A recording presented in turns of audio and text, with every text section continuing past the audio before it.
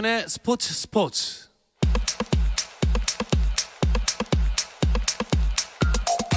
국내 축구 이야기 축구장 가는 길 시작하겠습니다. 함께할 두 분 소개해드릴게요. 중앙일보 송지훈 기자, 서우정 축구 전문 기자와 함께합니다. 안녕하세요. 안녕하세요. 안녕하세요. 자, 이번 K리그 이적 시장 아무래도 코로나19 영향을 많이 받을 것 같아요. 시즌 전체가 다 코로나19 영향을 많이 받은 그런 한 해가 됐고요. 스토브리그도 마찬가지입니다.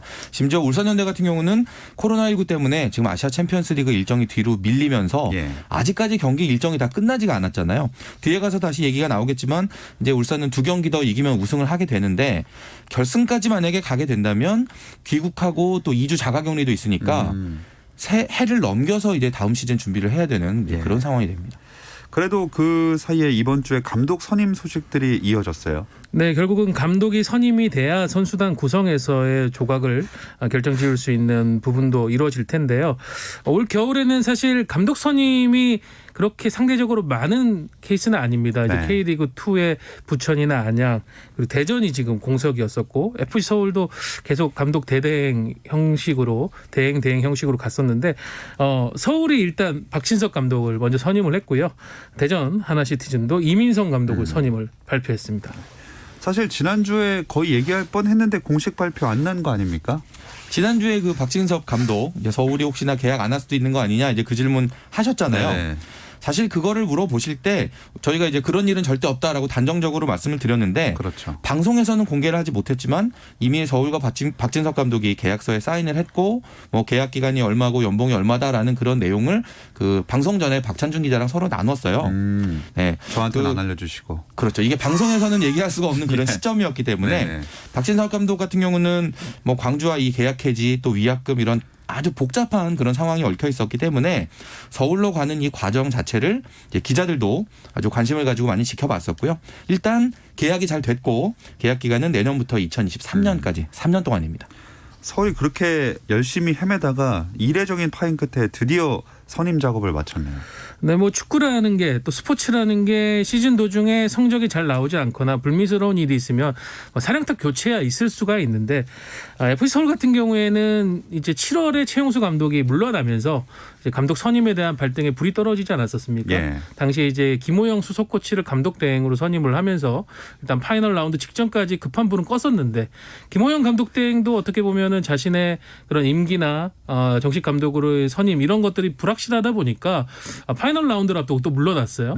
그러면서 결국은 또 박혁순 감독 대행 체제로 시즌 두 번째 감독 대행 체제로 갔는데 문제는 AFC 챔피언스 리그 이 일정을 앞두고서는 P급 라이센스라고 하는 지도자 과정에서의 최고 등급의 라이센스를 가진 감독이 필요했는데 당시 FC 서울 코칭 스텝 중에서는 이 P급을 가진 지도자가 없었던 거예요. 그렇게 되면서 이제 프로팀 스카우터로 활동하고 있던 이제 이원준 스카우터를 부랴부랴 시즌 세 번째 감독 대행으로 앉히면서 챔피언스 리그를 간신히 소화를 했고요. 그 파행 끝에 결국 이 박진석 감독 선임으로 일단 다음 시즌 준비는 하게 됐습니다.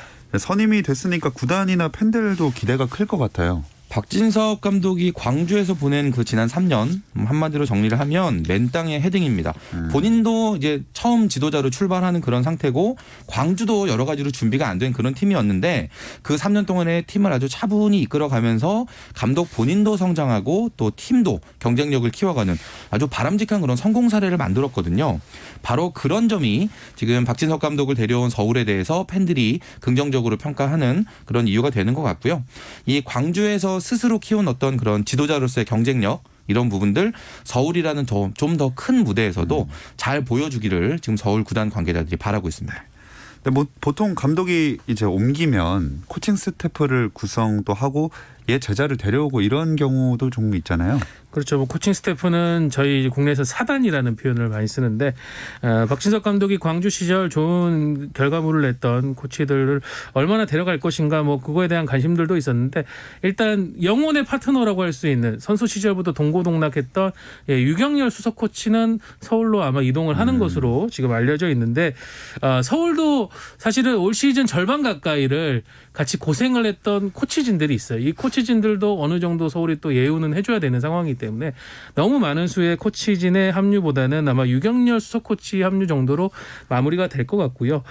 그리고 일단 서울이 올 시즌 성적도 썩 좋지는 않았었고 무엇보다 공격력에 대한 아쉬움들이 많았기 때문에 그 부분에 대한 박진석 감독의 보강 요청이 있는데 지금 많이 알려진 것은 광주에서 활약하다가 FC 도쿄 그리고 올 시즌 하반기는 성남 FC에서 임대로 활약했던 국가대표 공격수 나상호 선수 영입을 박진석 감독이 서울 쪽에 요청을 해서 일단 진행하고 있는 것으로 알려졌습니다.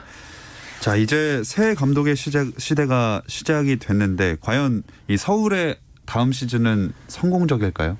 일단 광주에서 보낸 3년 이제 그것만으로 평가를 할 때는 박진석 감독이 서울이라는 더 큰 무대에서 뭔가 새롭게 도전하는 게 기대가 많이 됩니다. 하지만 팀 분위기라든지 뭐 쓰는 돈이나 선수단 분위기 같은 이런 것들이 광주와는 또 서울이 완전히 다른 팀이기 때문에 박진석 감독이 이런 분위기를 제대로 장악을 하지 못하면 좀 혼란이 더 이어질 수도 있다라는 이제 그런 분석도 있거든요. 최근 몇 년 동안 서울에서는 황선홍, 이을용, 최용수 이런 굵직한 지도자들이 이제 기대했던 것만큼 지도력을 보여주지 못하고 결국은 중도에 물러났는데 과연 박진석 감독은 이 어려운 역할을 제대로 할 수 있을까? 저를 포함해서 사실 기자들도 상당히 궁금해하는 부분입니다. 네. 네, 그나저나 다음 시즌부터 기성용 선수 제대로 이제 뛸 수 있는 거 아닙니까? 네, 기성용 선수가 뭐 많은 좀 어려움 속에서 다시 옛 소속팀이었던 FC 서울 유니폼을 입은 뒤로 이제 많은 팬들이 빠르게 또 활약해주지 않을까 이런 기대를 했는데 사실은 이제 발목 부상을 안고 또 왔었고요. 리그 경기 소화하던 도중에 이제 근육 부상도 또 입으면서 기성용 선수가 리그에서는 많은 활약을 해주지 못했습니다. 그래서 FC 서울도 일단 챔피언스 리그의 기성용 선수를 이제 동반하지 않으면서 국내에서의 치료와 재활 쪽에 좀 더 집중할 수 있게 배려를 해줬고요. 이런 것들이 결국은 2021 시즌의 기성용은 좀 FC 서울의 중추 역할을 해야 된다. 그리고 부상이 적은 모습으로 좀 본인의 그런 기량을 발휘해줘야 된다라는 그런 구단의 바람이 있었던 것 같아요. 그래서 박진석 감독과 또 이 기성용 선수 중원 사령관으로서 박진석 감독 축구를 또 잘 구현해내야 되겠습니다. 네. 근데 박진석 감독을 떠나보낸 광주는 여러모로 좀 힘든 시기를 보내고 있습니다. 성적은 사실 좋았죠. 올 시즌에 파이널 라운드 A그룹에 들면서 창단 이후 최고의 성적을 냈는데 마무리가 참 좋지가 않아요. 일단 결과적으로 계약 기간이 1년 남아 있었던 박진석 감독을 지키지 못했다는 점, 그리고 또 외국인 포함해서 아마 핵심 멤버들이 지금 줄줄이 이번 겨울에 떠날 것 같고요. 네. 또 중심을 잡아줄 새 감독 영입은 아직까지 지지부진한데 그 와중에 지금 기영옥 전 단장 또 현 사무국장 그리고 구단 몇몇 직원들까지 뭐 횡령이나 배임 이런 좀 안 좋은 단어들로 얽히는 이제 그런 일로 수사를 받고 있는 이런 상황입니다. 실질적으로 지금 선수단 그리고 프런트 양쪽에 지금 업무 프로세스가 다 마비가 된 이런 상태인데 이런 상황이 언제까지 이어질지 지금 알 수가 없는 그런 상태고요. 일단 구단이 다음 주말쯤 해서 이 구단 운영의 혁신 방안을 이제 정해서 발표를 하겠다 이렇게 얘기를 하고 그에 앞서서 아마 새 감독의 윤곽도 드러날 것 같은데 이런 노력들이 어느 정도 효과를 볼지 아직까지는 좀 판단하기가 어려운 시점입니다. 자, 그중에 이제 기영옥 씨는 이제 부산 아이파크 대표이사인데 이 업무 수행하는 데는 좀 문제가 없는 건가요? 네, 11월 이제 중순이었죠. 기영옥 대표이사를 부산 아이파크에서 선임을 하면서 사실은 많은 기대를 가졌었어요.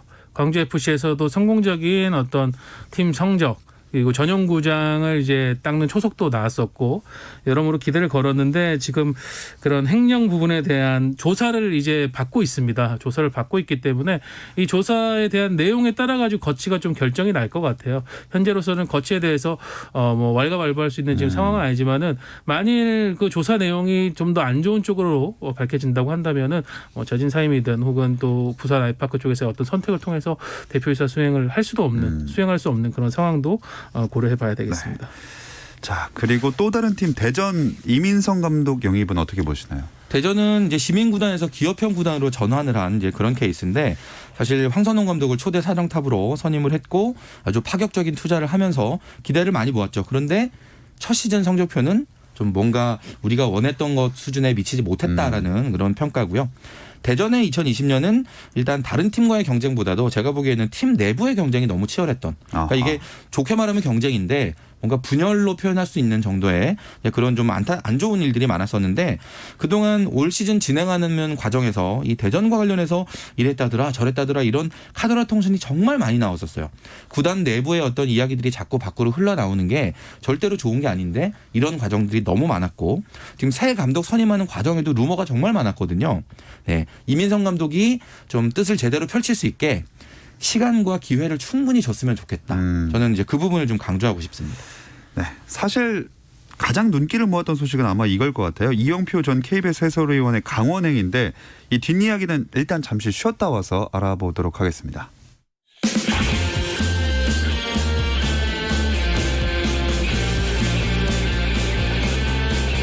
오늘 저녁 김종현의 스포츠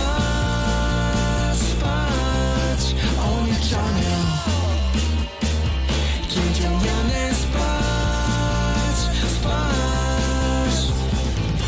김종현의 스포츠 금요일 밤의 축구 이야기 축구장 가는 길 듣고 계시고요. 서우정 축구 전문 기자 중앙일보 송지훈 기자와 함께하고 있습니다. 이영표 해설위원이 강원FC 대표이사로 내정이 됐어요.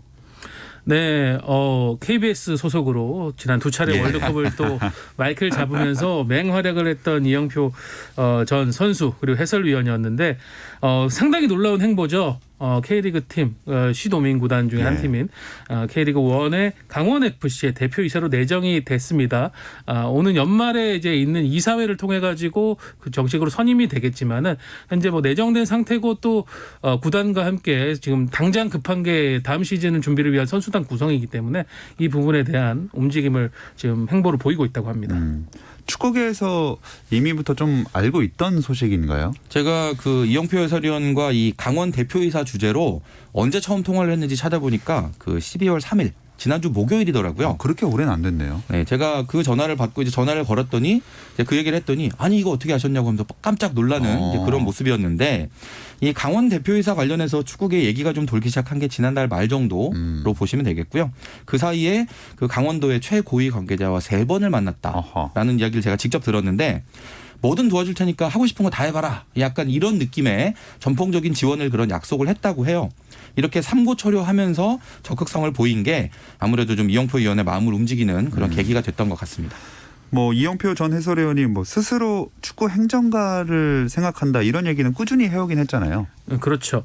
2002년 멤버 중에서 이제 이영표 해설위원 그리고 뭐 박지성 이사장 이런 케이스들은 지도자에 대한 어떤 계획을 일찌감치 접고 행정가의 길을 가겠다라고 자신들의 목표를 확고하게 세웠었거든요. 예. 실제로 이제 두 축구인 같은 경우에는 유럽을 비롯한 해외 경험이 상당히 풍부함에도 불구하고 지도자 연수나 이런 준비를 전혀 하지 않고 있어요. 정말 행정가의 준비만 하고 있는데 그런 상황에서 이제 이영표 해설위원이 강원FC의 뭐 단장도 아닌 정말 전권을 갖고 구단 경영, 행정, 선수단 구성 등에 대한 권한을 갖고 있는 대표이사 자리를 맡았기 때문에 더 놀랐던 것 같아요. 기대도 되지만 우려의 시선도 있을 것 같은데요. 이영표 해설위원 본인의 얘기를 들어보면 이제 내가 밴쿠버로 가서 이제 선수 말년을 보낸 게 단순히 뭐 영어를 배우고 뭐 이런 차원이 아니었다. 그때부터 이미 행정가가 되기 위해서 미국 프로스포츠를 경험하고 싶어서 갔다라고 얘기를 하는데 이렇게 오랫동안 행정가를 꿈꾸고 또 준비를 했어도 사실 실제로 구단 행정 일을 해본 경험이 없잖아요. 네. 네. 특히나 이제 서우정 기자도 지적을 했지만 대표이사라는 자리는 정말 모든 거 가장 중요한 거 큰 그림을 그리는 그런 결정을 내리는 자리이기 때문에 아직 해본 적이 없는 이영표 해설위원이 과연 얼마만큼의 퍼포먼스를 보여줄 수 있느냐. 이거는 사실 지금은 섣불리 얘기하기는 어려운 부분일 수 있겠습니다. 네. 또 강원 지휘봉 잡고 있는 김병수 감독과 호흡도 중요하잖아요. 네, 김병수 감독이 이제 2018년 시즌 중에 강원 지휘봉을 잡아가지고 지난 시즌에는 이제 병수벌 돌풍을 일으키면서 K리그에서 보기 힘들었던 굉장히 섬세한 기술 축구를 바탕으로 큰 인기를 모았었는데 올 시즌은 이제 파이널 A 그러니까 상위 그룹으로 가는데 실패하면서 좀 아쉬운 결과를 낳았죠. 그래서 김병수 감독도 다음 시즌에는 뭔가 더 좋은 성과를 내기 위한 명예회복을 위한 시즌을 준비하고 있는데 이제 또 다른 경기인 출신, 축구인 출신 후배라고 할 후배죠. 나이로 봐도 경력으로 봐도 후배인 이제 이영표 대표이사와 호흡을 맞춰야 되는데 뭐 다행이라고 하는 점은 이제 공통 분모들이 있습니다. 김병수 감독도 이영표 대표이사 내정된 대표이사도 강원도 홍천 출신이에요. 같은 또 고향 출신이고 강원도를 위한 강원 FC를 위해서 우리가 강원 축구인으로서 한번 또 힘을 모아보자 이런 공감대가 있어서 내정된 이후에 빠르게 또 연락을 주고받으면서 선수단 구성에 뜻을 모으고 있다고 합니다. 네. 두 분이 아마 여러 대표이사들을 그동안 축구 이 현장에서 봐오셨을 텐데 대표이사 이영표에게 바라는 점이 있다면요? 저는 이영표 의원이 대표이사직을 이제 제의를 받고 또 고민을 하고 수락하는 그 과정을 계속 이제 통화를 여러 번 하면서 지켜봐 왔기 때문에 제가 바라는 점보다는 그 이영표 대표이사 내정자가 이제 어떤 식으로 하고 싶어 하는가를 이제 소개해 주는 게 저는 좀 의미가 더 있을 것 같은데요. 그 이영표 대표이사 내정자가 가장 중요하게 생각하는 건 이제 이거예요. 깨끗하게 운영을 해서 이영표가 하는 거는 뭔가 믿을만하다라는 신뢰를 먼저 주겠다. 네, 그 부분을 가장 중요하게 이제 언급을 했고 그리고 그 다음으로는 이제 앞에서 우리가 좀 우려를 했던 이 행정과 경험이 없는데 과연 잘할 수 있을까라는 이 부분에 대한 이제 이야기인데 대표이사로 활동을 하면서 어쩔 수 없이 이제 시행착오를 할 수밖에 없을 텐데 그 과정에서 빨리 극복할 수 있게 최대한 많은 축구인들의 이야기를 듣겠다. 귀를 열어놓고 행정을 하겠다라는 그 두 가지를 저에게 약속을 했습니다. 네.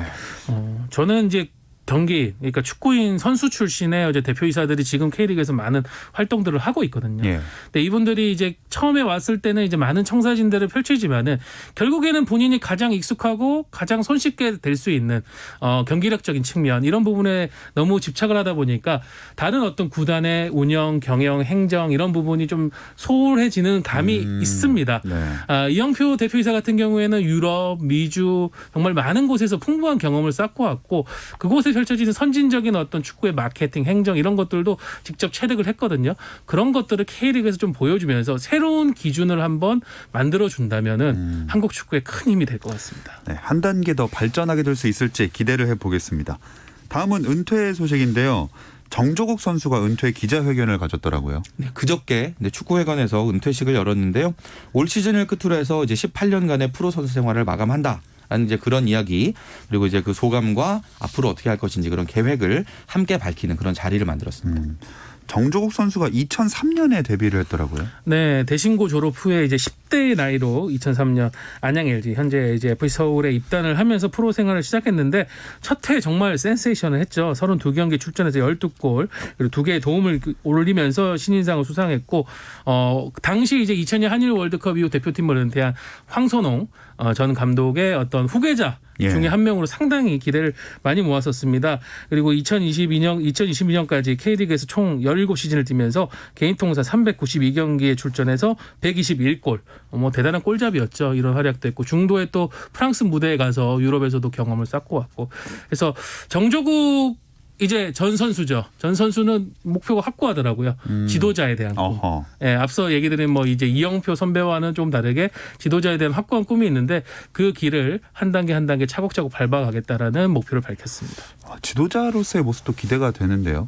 그 선수로는 못 가봤던 월드컵 본선을 내가 지도자로 가고 싶다. 이제 이 얘기를 은퇴 기자회견에서 했는데 뭔가 좀 마음이 뭉클해지는 그런 느낌이 있었어요. 네, 선수 시절에 겪었던 그런 여러 가지 경험들 또 잘 정리를 하고 연구를 해서 좀 후배들에게 효과적으로 전달하는 그런 지도자가 됐으면 좋겠고 정종국 선수가 정말 타고난 인성이 진짜 대단한 정말 좋은 선수거든요. 네, 아마도 제가 생각하기에는 선수들이 아주 잘 따르는 코치로 그리고 나중에는 감독으로 점점 성장할 것 같습니다. 덕장 정조국 기대해 보겠습니다. 아시아 축구연맹 챔피언스리그 얘기도 해볼까요? 네, 이제 서서히 끝을 향해 가고 있는데요. 올해 뭐 많이들 아시겠지만 코로나 영향으로 인해 가지고 AF 챔피언스 리그가 11월부터 카타르에 모여서 지금 동아시아 리그가 진행이 되고 있습니다. 반가운 소식은 이제 K리그 울산 현대가 8년 만에 챔피언스 리그 4강에 다시 진출을 했는데요. 정말 대단한 기세인 게 울산이 조별리그 1차전까지만 이제 치르고 나서 이제 카타르에 가서 조별리그 나머지 5경기 그리고 이제 노가웃 스테이지 토너먼트라고 하는 16강 8강전 7경기를 치렀는데 그 7경기에서 모두 2골 이상을 넣었습니다. 이게 지금 AF 챔피언스 리그 역사상 최초의 기록이라고 해요. 그 정도로 엄청난 공격력, 두터운 스쿼드를 바탕으로 4강 진출에 성공을 했고요. 조금 아쉬운 점은 저희가 이제 4강에서 K리그 팀 간의 대결을 기대를 했고 예. 수원 삼성 블루윙즈가 이제 빗셀고베를 좀 꺾고 올라와 주길 바랬는데 치열한 혈투를 펼쳤습니다. 승부차기 가는 혈투. 특히 수원 같은 경우 전반에 한 명이 퇴장을 당하면서 수적 열세까지 있었는데 그 승부를 잘했는데 아쉽게 승부차기 끝에 패하면서 수원의 도전은 8강에서 마무리 짓게 됐습니다. 네. 자, 울산의 8강전 상대가 베이징 고원인데 그럼 김민재 선수가 뛰는 그 팀 아닙니까? 네, 울산의 창 주니어 선수와 베이징의 방패 김민재 선수가 맞부딪히면 과연 어떻게 되느냐 이게 참 궁금한 그런 경기였는데 울산과 주니어 선수의 승리로 끝났습니다. 주니어 선수가 이 김민재 선수의 핸드볼 파울로 얻은 페널티킥을 성공시키면서 선제골을 넣었고 그 뒤로 이제 한 골을 더 추가하면서 이 우리가 비가 오나 눈이 오나 바람이 부나 골이 는다고 해서 붙여진 별명 골무원. 예. 네, 참 꾸준한 골에 출근하는 그런 모습 그렇죠. 보여줬고요. 이제 울산이 수원을 꺾고 올라온 빗셀고베와 결승 진출을 놓고 맞대결을 하게 되는데 뭐 앞에서 서우정 기자 얘기했지만 울산 기세 정말 대단합니다. 그럼 울산 우승 갑니까? 저는 결승 진출이 상당히 좀 자신 있게 믿음을 갖고 봐도 될 것 같은 게 네. 일단 수원이 도와줬어요. 고베와 이제 빗셀고베와 승부차기까지 가는 접전을 하면서 고베의 체력을 상당히 또 수원이 뺏어줬거든요. 예. 울산은 반대로 지금 스쿼드 면에서는 지금 챔피언스리그 참가하는 팀 중에 가장 두터운 팀이에요. 근데 이번 대회는 또 코로나 영향으로 해서 5명의 선수를 교체 투입을 할 수 있습니다. 이런 변화를 잘 활용하고 있는 게 울산인데 결국은 체력전 그리고 스쿼드의 면면 물론 고베에는 이니에스타나 베르마엘렌 같은 세계적인 선수들이 있지만은 뭔가 팀의 힘으로써 울산이 한번 고베를 눌러주고 다시 한번 결승에 올라서 우승에 도전할 수 있지 않을까 저는 그런 믿음을 갖고 있습니다. 자, 근데 이근호 선수가 8년 전 우승할 때도 울산 소속이었다면서요? 2012년에 이제 울산이 이제 우승을 아시아 챔피언스리그 정상에 올랐었는데 그때 10승 2무 무패로 우승을 했거든요. 네, 서우정 기자가 앞에서 얘기했지만 지금 현재도 이제 무패를 달리고 있는 그런 상태라서 분위기가 아주 좋은데 8년 전과 지금을 비교하면 공통점은 바로 이근호가 있었다라는 거. 이근호 선수가 참 여러 팀으로 많이 옮겨 다녔던 축구계의 대표적인 저니맨인데 2012년에 울산 현대 한 시즌 있으면서 그때 아시아 챔피언스리그 우승을 이끌고 이제 바로 또 다른 팀으로 갔었거든요. 어쨌거나 아시아 정상에 한번 서본 선수가 이 팀 안에 있다라는 거. 이게 아마 나중에 울산이 어디까지 올라갈지 모르겠지만 현재로서는 선수들에게 굉장히 큰 힘이 될 겁니다. 자, 이 기세로 쭉쭉 나가서 우승까지 했으면 좋겠다는 바람이 듭니다. 특히나 카타르에 모여서 많이 힘들 텐데 잘 극복하고 돌아왔으면 좋겠습니다. 자, 금요일 저녁 축구 이야기 축구장 가는 길은 이제 마무리를 하도록 하겠습니다. 중앙일보 송지훈 기자, 서우정 축구 전문 기자와 함께했습니다. 두 분 고맙습니다. 감사합니다. 고맙습니다. 주말 스포츠는 9시 20분부터 함께 하실 수 있고요. 저는 월요일 8시 30분에 다시 돌아오겠습니다. 김종현의 스포츠.